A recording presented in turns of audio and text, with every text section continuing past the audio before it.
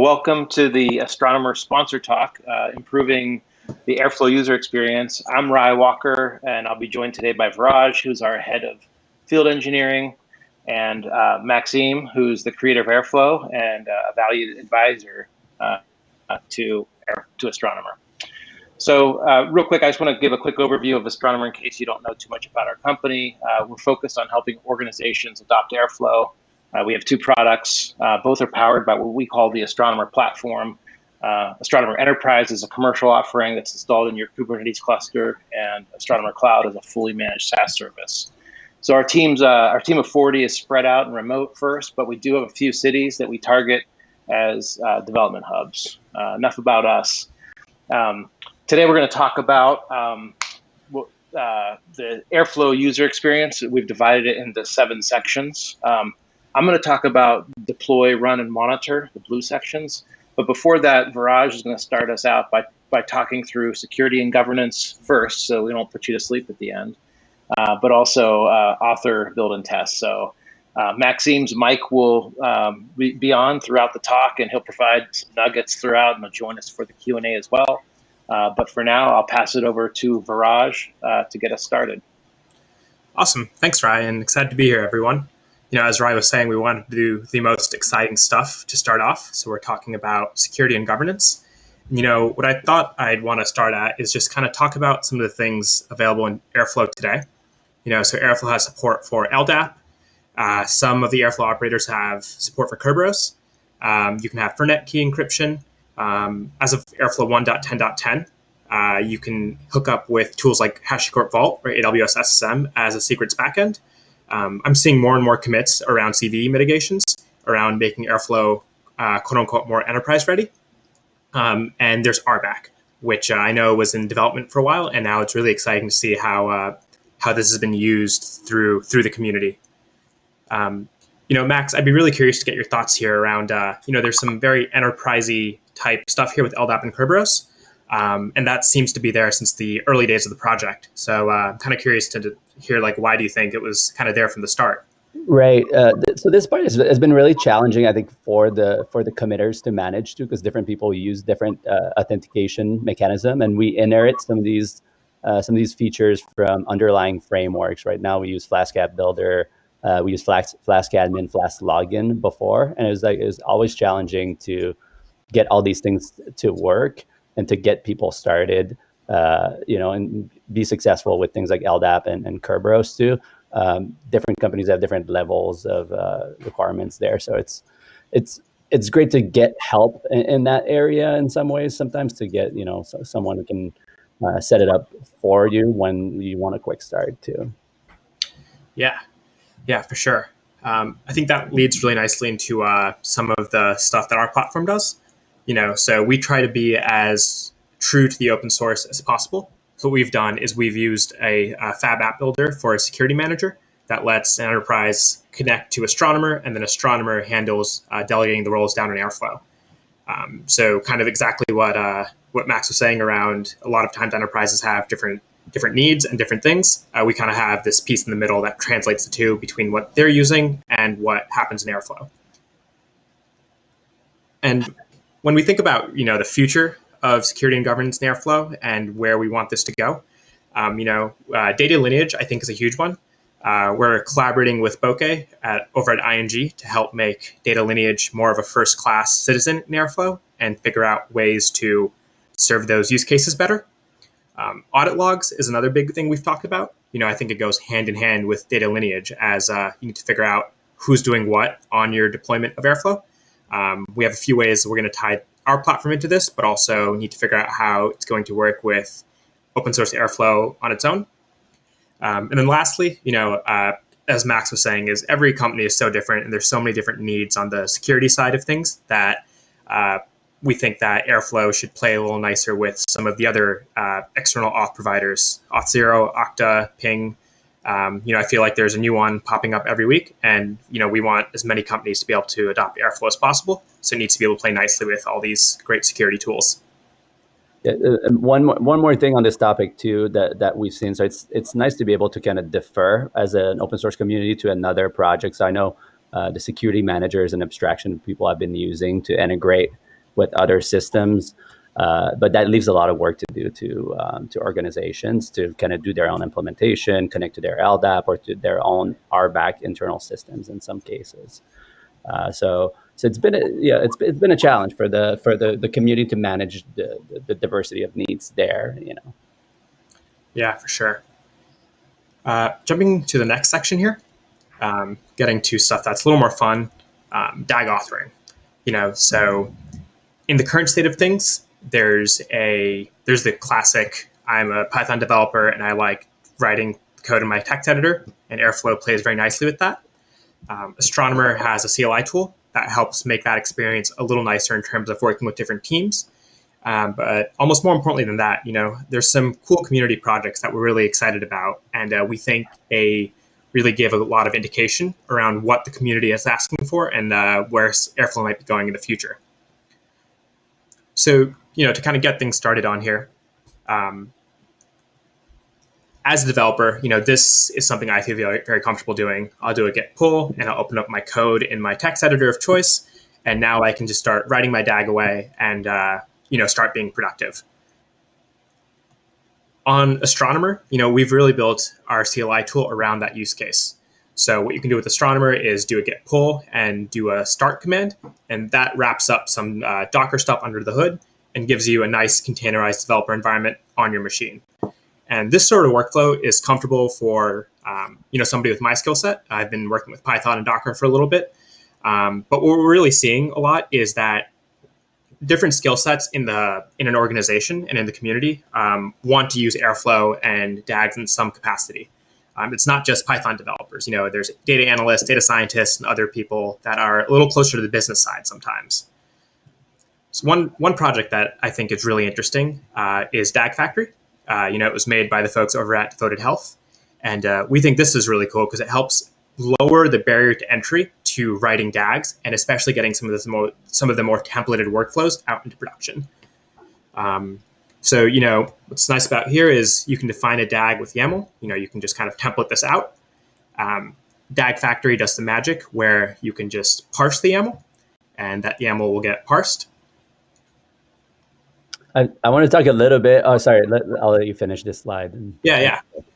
So, you define your dependencies, you define your DAG, you parse that with YAML, and then what you're left with after that is a DAG.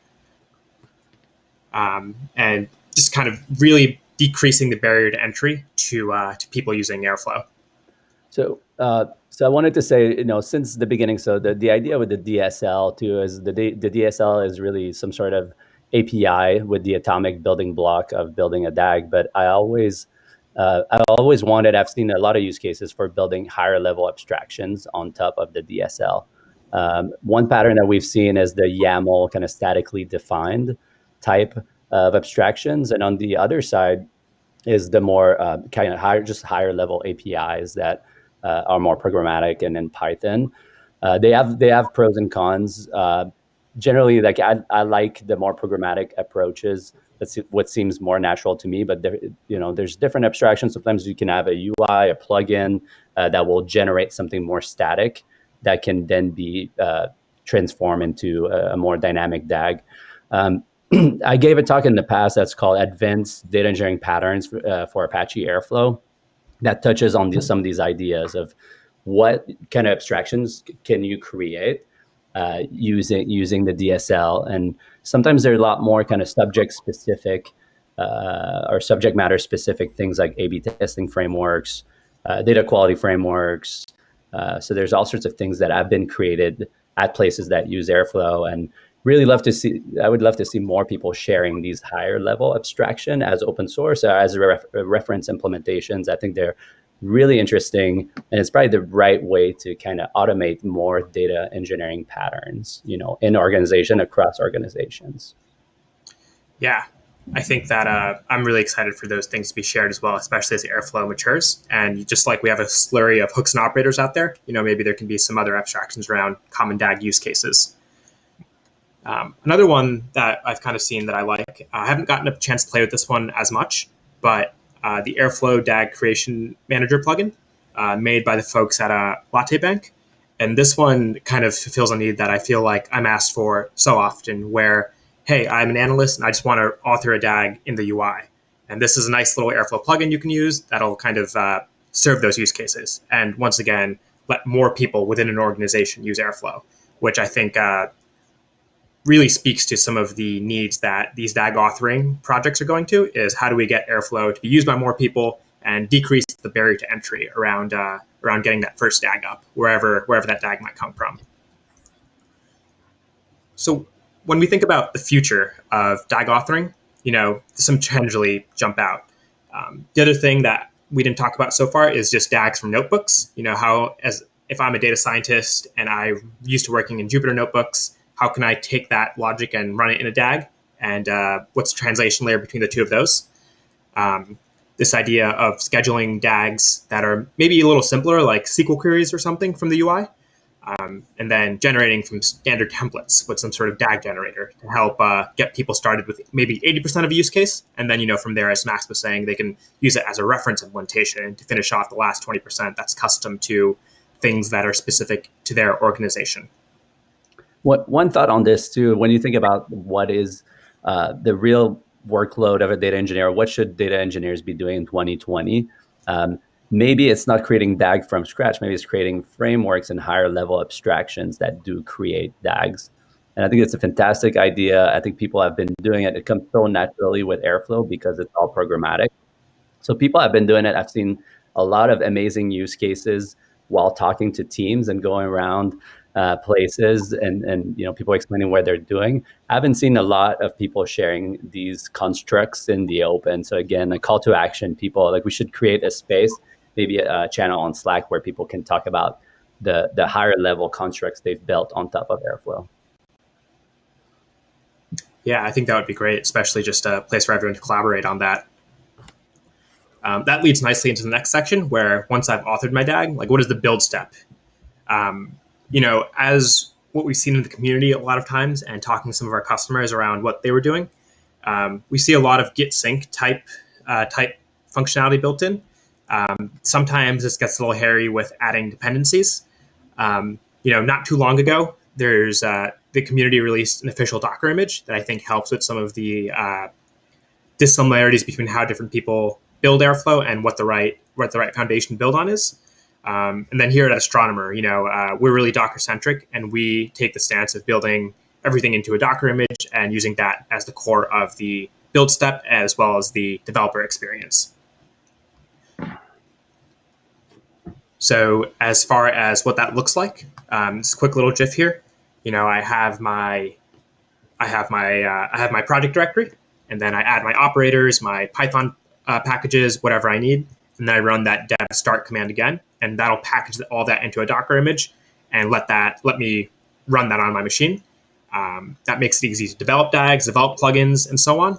Makes it easy to collaborate with different users because all that is source controlled. And then that kind of leads into our deployment process as well, where we ship the dependencies across each part of Airflow when you do a deploy on Astronomer. After building, it comes testing, and how do I test my DAG? And what we're seeing right now is that because there isn't a ton of standardization around how you do DAG unit testing, a lot of ad hoc type approaches and a lot of people working in silos a little bit. But more than that, we're also seeing some really exciting community projects that go into the heart of where people want to take testing their DAGs and testing Airflow out.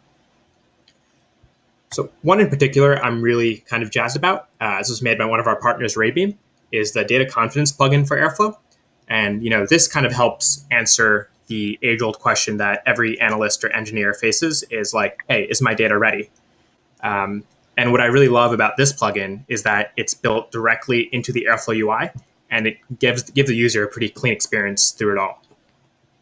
So you can see in this screenshot, the view that you see is there's no reports yet, and I can use the UI to take a task that I've written.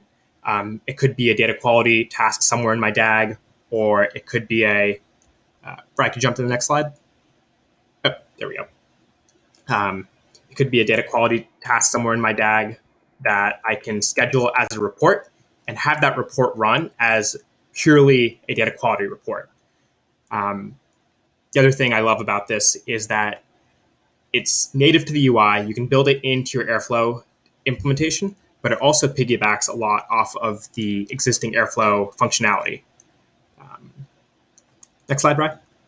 Maybe quick subtopic on talking about tests too. So like we've seen some emerging patterns of how different teams run tests in Airflow and in data engineering in general. And I think personally, I probably owe the world a blog post as to how I've seen it done in the past. But there's this emerging idea or pattern of operating context where people set different operating contexts for their DAGs using environment variables, where the DAG can operate in a staging, testing, production type environment where alternate version or similar version of the code or of the DAG itself can be operated depending on the context. So more to come on that topic too. Yeah. I think that's kind of references the ad hoc implementation a little bit, right? Like people figuring out ways to do this that works for them, and we can come together and make some best practices around a way that works for as many use cases as possible. Circling back to the Raybeam plugin for a second, the other thing that I just really like is the fact that it hooks into so much pre-built Airflow functionality. So I can actually take these data quality reports that I have and hold them as send them out as email reports as well. So I can let analysts and other people know with more context on the data itself that they to watch out for something in the data analysis that they're doing. Next slide, Ryan. Yep. So I can hook into the Airflow SMTP features and use those as a way to almost warn some of my users that, hey, this data might not be right. You should take it with a grain of salt. So, where we see the future of testing in Airflow going, there's some amount of data awareness I think the community is looking for. What the right amount is, I think, is still a bit of an open discussion. But as Max was alluding to, some of that standardization around best practices for the DAG unit testing and also the DAG data testing, at least giving people a place to start, is something that I think will be really fruitful for a lot of the users in our community. And then lastly, this is something that we're always asked about, is just more testing around hooks and operators, especially as you jump around versions of Airflow. And that's something also that I hope that more people will be able to collaborate with some members of the community around. So, with that said, I'm going to pass it back to Rai to talk about deploying and everything that has to happen from there.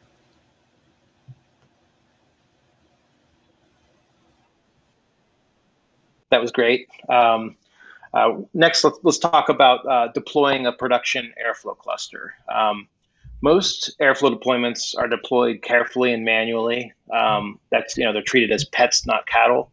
And because of the wide variety of Airflow environment variables, it often becomes a game of guess and check. So what I want to do is walk you through sort of the Astronomer way, which is, again, to use Kubernetes, to use the official Airflow Helm chart, and the Astronomer platform, which makes it easy to CRUD Airflow deployments. So let's start with a quick run through of the Helm chart. Astronomer contributed to the Airflow project recently, and it makes it really easy to get an Airflow deployment up on Kubernetes quickly. Helm, as you can see at the bottom, is a command line utility that you can pass YAML configuration to. The Airflow chart is actually quite mature at this point, it's been used to run thousands of Airflow deployments. So there's a ton of configuration options, and the community is continuing to contribute to this. But here's what I like: a default configuration provision. I'll run Helm install, and I get an Airflow web server, the scheduler, a statsd sidecar, and a little Postgres, all pre-configured to work together. You probably don't want to run a Postgres node in production like this, but it does make it easy to test locally and explore the Helm chart. Note that the Helm chart doesn't provision an ingress to the web server, so you can view it through kubectl's port forward command, but you wouldn't be able to hit it from a web browser URL yet in Kubernetes. It's a little bit extra work. So the Astronomer CLI actually uses the Helm chart under the hood. That's the origin of it, and gives you the ability to create and delete Airflow deployments from the command line to your Kubernetes cluster. It makes it easy to automate. You could then automate, creation of a whole cluster in a CI/CD script, for example, or any sort of script. And once the deployment's up, you could continue to use the CLI to modify it. But we've also got a rich GraphQL API and a React UI that lets you manage the deployment. So when you submit a form like this, it actually runs a Helm update command, and it's updated with the new values that you would have set in the sliders. And Kubernetes will automatically restart the services that need to be restarted. Again, it's sort of based on the way Helm and Kubernetes interact. So that takes care of the big stuff, but how big to make your web server and scheduler and the number of Celery workers and stuff. But there's a lot of Airflow environment variables that are tricky to set. And I've personally found myself on this guide that someone at Astronomer wrote a couple years ago. In the future, I think it'd be great if these variables were adjusted automatically, or at least make it easy to know which variables are contributing to bottlenecks and task execution. We want to make it easier to run Airflow as you scale up the number of DAGs and tasks in the cluster without getting stuck on some variable that you didn't realize was the constraint. I don't know, Max, if you have any thoughts or comments on that. Quick note on that, and a little bit of an analogy. Like when you're trying to set up something like Airflow to run, you can kind of feel like you have this very complex dashboard with a lot of knobs and buttons, and that's very overwhelming. The defaults are sensible, but those defaults might not work for you. The reason why we have all these knobs and buttons is because people needed different configuration locally, right? And figure out what exactly do you need for your environment and how you need to adjust it over time is super tricky. Airflow is also, being an orchestrator, it's like it gets abused in really intricate ways. People will try to put all sorts of workloads inside and around Airflow. So it's been historically a challenge, I think, for administrators or like DevOps team, data infrastructure, data platform teams to manage. Given all these options. So there's certainly a lot we can do with abstractions on top, things like a Helm chart, but it can still be very overwhelming at that level, right? So having a more opinionated system, kind of not necessarily one size fits all, but multiple sizes fits most is a really great thing to have. And not being on call is also I didn't to have too, right? Yeah, I didn't mention the other thing that could be tricky is if you run a backfill, it could really change all the the entire aspect of how your system that was maybe perfectly tuned. You can just ruin it, especially if you say I want to run a backfill and run 20 concurrent DAG runs, on a big DAG. The tricky thing there is it's hard to know exactly which constraint is blocking that work from moving through the pipe quickly, and so and a quick one more note too is when Kubernetes came along, we're like, oh, this is great. Now we can really kind of make it easy for anyone to run Airflow. But the reality is that it brings another layer that's extremely complex as well, right? So you have the complexity of Airflow meeting the complexity of Kubernetes and how you bind the two together in a way that works really well, and that's deceptively challenging to do that and do that well, and in some cases you want to leave it to the experts. Yeah, and it's an ongoing process for sure. We're learning every day. So let's talk about now we've got the thing deployed. We're running a production Airflow cluster. As I've said, most deployments are hand deployed, and so most of these deployments are running on VMs. We think that running on Kubernetes enhances stability and observability, and I'll kind of walk you through, how we feel this way. For example, here's a cluster where we've got 205 Airflow deployments all running inside of a single Kubernetes cluster with more than 1,500 users. So this is a screenshot from the Astronomer platform's sysadmin view. Blocked out some of the details, and in production, you saw me run that little Helm command and it created four running pods. Here, this is 9 pods to run a celery worker with. I'm sorry, to run a deployment with a single celery worker. Each additional celery worker would be another pod if we had it configured that way. So in this case, like we run, in order to make the user experience good, we run PG Bouncer to help with Postgres connections. We run the Redis, a dedicated Redis per Airflow cluster, little pod for that. And so this is another end user screenshot from our platform. One thing I mention is we support both Celery and Kubernetes Executor on the platform, and recently we started to see some real world issues with the Kubernetes Executor. It works really good for long running tasks, but when you start to run shorter tasks, the slots are taken up by pods that are either starting or stopping. So Airflow takes a little bit of time to start up, and there's a delay at the end of the task while a pod is deconstructed. And then when you get into deployments with mostly short-running tasks, it starts to get really inefficient. You're getting your ephemeral worker capacity, but it doesn't feel very well optimized compared to Celery, for example. So a few months back, we decided to solve that problem by bringing a Kubernetes-based autoscaling to the Celery worker model. So you can now run Celery with KEDA, which is KEDA stands for Kubernetes-based event-driven autoscaler. Which will scale Celery to your task workload automatically. So you kind of get the best of both worlds. You have ephemeral workers that are more efficient with less wasted resources, and this will scale to 0 if no tasks are running. A side note on this too is the idea of distributed scheduling. Like when you have a hot pod that's already loaded, it might be interesting to kind of kick off the children task if it's ready to run. I believe people have been definitely talking about it for a while. I think it's coming up in 2.0. I'm not 100% sure, but that seems like an obvious way to kind of keep accelerate this, diminish the workload on the scheduler and keep the pods that are hot running. Yeah, cool. Yeah, and so by the way, so the KEDA is supported in the Helm chart as of now, so you can play with this. For the future of running, we probably every other talk's probably mentioning the highly available scheduler. That's where right now it's a point of failure. It's one scheduler. We're making it so that there are multiple scheduler nodes running, and if one fails, the other can take over and redistribute the load and basically provide a highly available setup.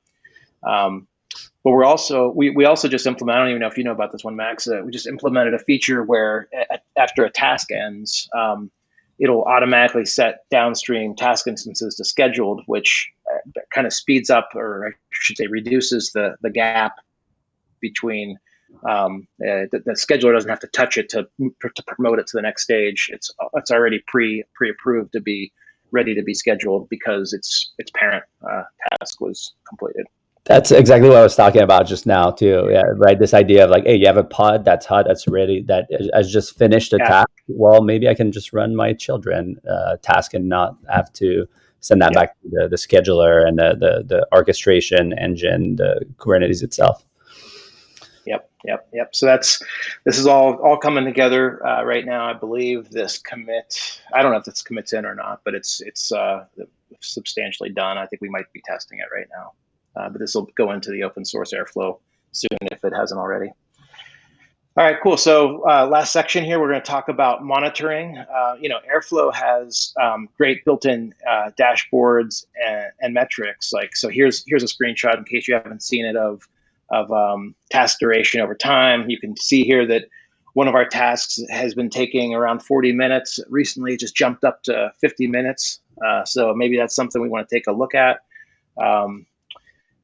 While the Airflow dashboards are good, and Airflow is also emitting a ton of metrics via StatsD, which, by the way, might have one of the worst logos. But you can subscribe to these metrics with something like Prometheus, and build out dashboards in Grafana, like we have in Astronomer platform. It's really easy to build these dashboards for the other components of your Airflow stack as well. In this case, we have dashboards for Elastic and Fluentd and all the different components. So here's an example that if we double click down into the scheduler dashboard, these are those metrics being exposed. This is actually across all the Airflow deployments on the cluster. So so some things to look at here is that, some of the tasks look like they're being starved down the bottom right corner, probably because the schedulers are underpowered. Number of pending tasks are growing a little bit, so that might be something worth looking at. And you could look at this data with different time ranges. In this case, we're looking at the last 30 minutes. You can also send this data now to Datadog. They recently did a blog post where they have a pre-built dashboard that consumes a subset of the metrics. And I should also mention that you can route all the Airflow logs to Elasticsearch like we do, which gives you the ability to monitor the logs and build data visualizations from them. So here, like we've received 627,000 log entries in the past 15 minutes, and we could try to analyze those in some way. And since I kind of walked through some parts of the Astronomer platform, I thought I'd just show you a quick diagram of how we connect all this stuff together using Airflow, open source components, and then the things that we really bring to the table are our GraphQL API, our UI, and our CLI to help orchestrate all that. So we could talk about the future. In the future of monitoring, we want to make it really easy to get to integrate with other third parties like Sumo Logic, Splunk. We get these questions all the time, and we just think it should be easier to send the data to those services. And then this is kind of one of my pet, projects or ideas, I should say, where, Airflow, if Airflow is delegating a task to a workflow engine that also is a DAG, it would be great if that progress could be reported back to Airflow and the data engineer can monitor the progress of that execution from within the Airflow UI. So that would require some sort of like task progress API of some sorts. I don't know if you've ever thought of anything like that, Max. Yeah, it's interesting, the idea of like trying to federate so many systems too, and like systems tend to want to federate other ones too. So it's interesting to see how it plays out. But certainly Airflow has a lot of really important, interesting metadata inside of it, and it doesn't have it all, right? So it has the task related metadata, duration, and relationships. I think it's learning more about the data itself now with lineage tooling and smarter operators. There's also all of the what I call like the operational metadata of performance. If you're running a Spark job, if you're running a Hive job, a MapReduce job, whatever it might be, that metadata lives in all sorts of different systems. I know at some point, there's Dr. Elephant. That was an interesting project trying to federate some of that operational metadata, but clearly data wants to be together in general, and like metadata also wants to be together. So all these systems like can be glued together is a really interesting question. Whether Airflow should take that role as the orchestrator, perhaps, but there's really that need to bring it all in one place and make sense of it. Yeah, I agree. Whether it's yet another project for metadata analysis, federating the federation.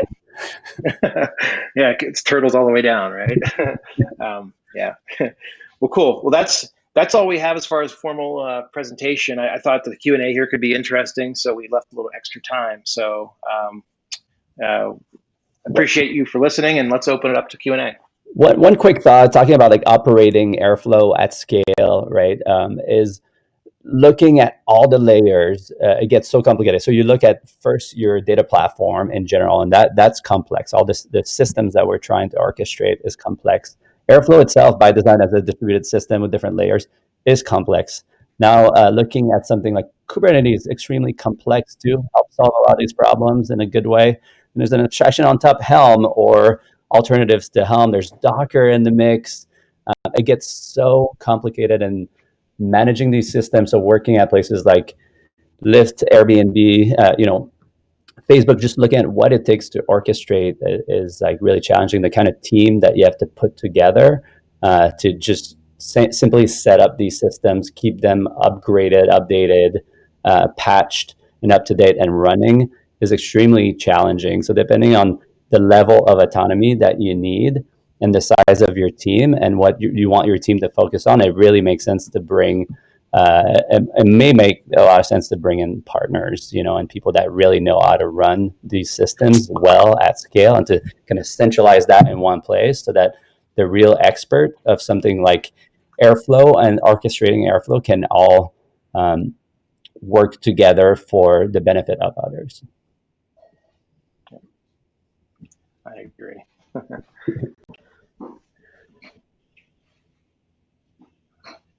Questions? Okay.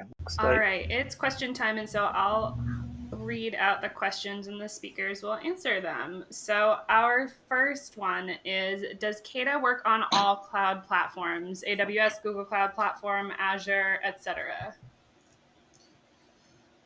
Yeah, right. I don't know if you want to take this one. I can take a stab at it. Go ahead. So the way we're going about it is, as far as our platform testing goes, we're testing it independently on all the clouds.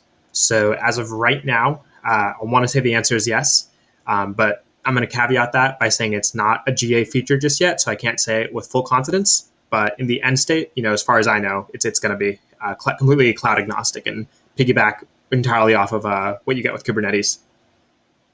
Yeah, I would just add, like, it is a feature in our platform, and our platform runs on all those clouds, but it's a dark feature right now. We haven't lit it up. So as soon as it's lit up, we'll know for sure that everything is good. But we think it does work cross-platform.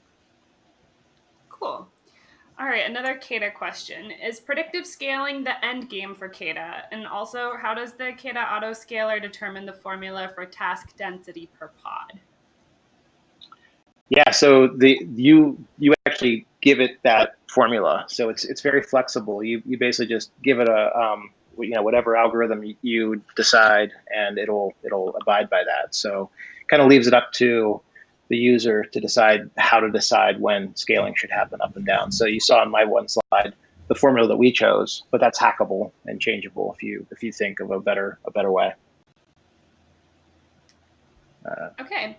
Yep. Someone says they love the idea of task progress, and is this something that you want to contribute soon, Rye? And this person is happy to help. I will note that we do not see the names, so if you know Rye, or if you don't, and you want to connect with Rye, you should also do that, but I will let Rye answer that. Yeah, I mean, yes. I do want it. I want it, yeah. So I've had conversations with several people about it. I think it would be great to build it in a way that supports, like, say, 3 different targets right off the bat, just so we build a good API that's kind of flexible, not just targeted to only Spark. Though if I was going to do one first, Spark would probably be it. We've done some analysis of which operators are used most popularly, and it's no surprise that Spark is one of the most popular operators for Airflow. So yeah, we do want to do it, and yeah, feel free to reach out to me if you want to help. It's one of those things I feel like is like a nice to have, but it's not like the mission critical thing that drives a lot of our day-to-day progress. It was like an idea early on too, right? So for base operator to have some sort of internal API to say like self.percentage progress or something like that, but it's really hard to implement with these different systems too, right? Like if you have back in the days, it would have been like a Hive multi-phase MapReduce job, and maybe you have 12 steps, and you have to kind of parse the Hive log to figure out where you're at, and that can be fairly challenging. It's different for different systems. To like Spark 2 that we talked about early on, to have having a much deeper integration between Airflow and Spark. I think that's still very much that would be a great idea, to even if it was somewhat more say at the UI layer or metadata layer. Cool.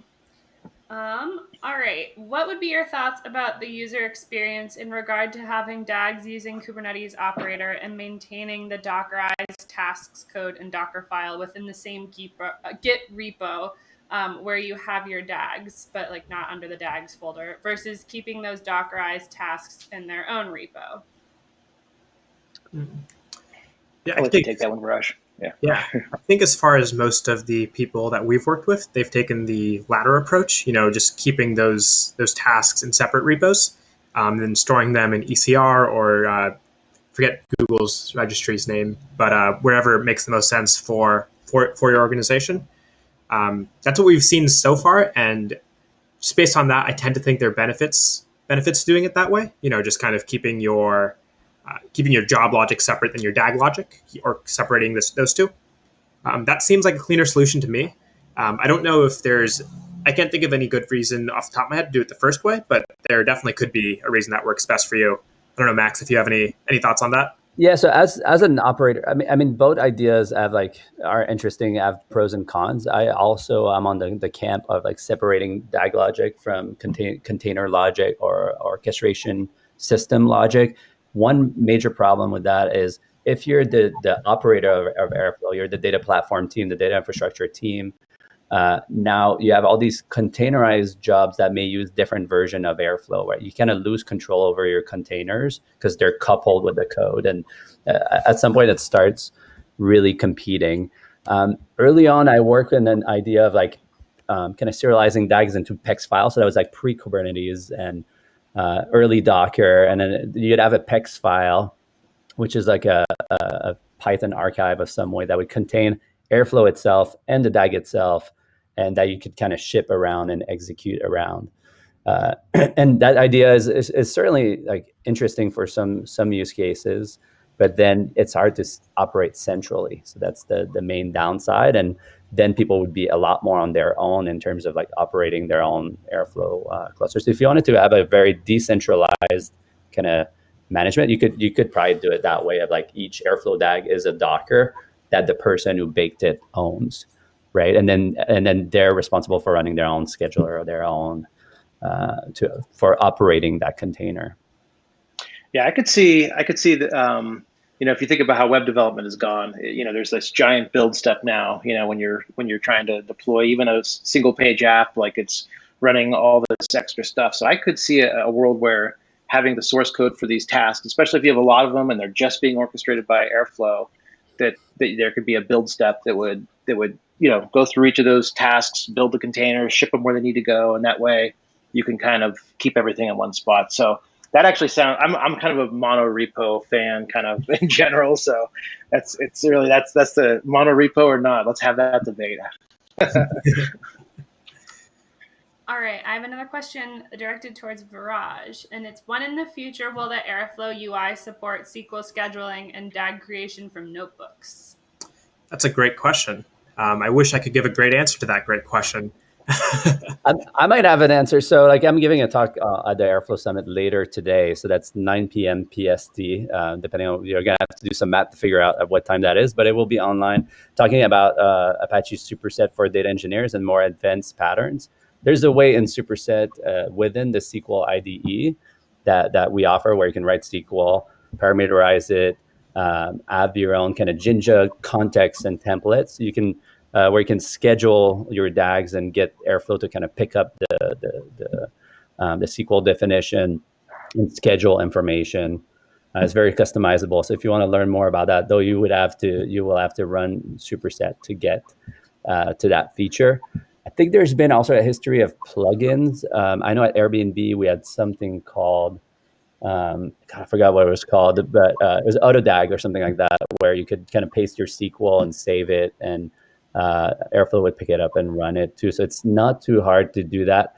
If people in the community listening to this talk have an implementation of something like that, like an AutoDAG or a plugin within Airflow that can where you can save SQL and schedule it, that'd be great if you can share it someplace for the rest of the community to look at.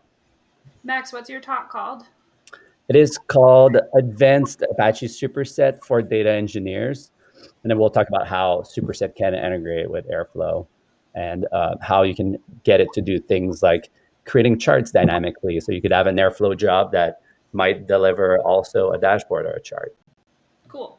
So if you can't do the time calculation, just do a find for Max's name or for the name of that talk, or check out the recording afterwards. All right, we have a couple more questions. What is the best way to treat DAGs like cattle and not like pets? Meaning, like, good deployment methods, best deployment methods?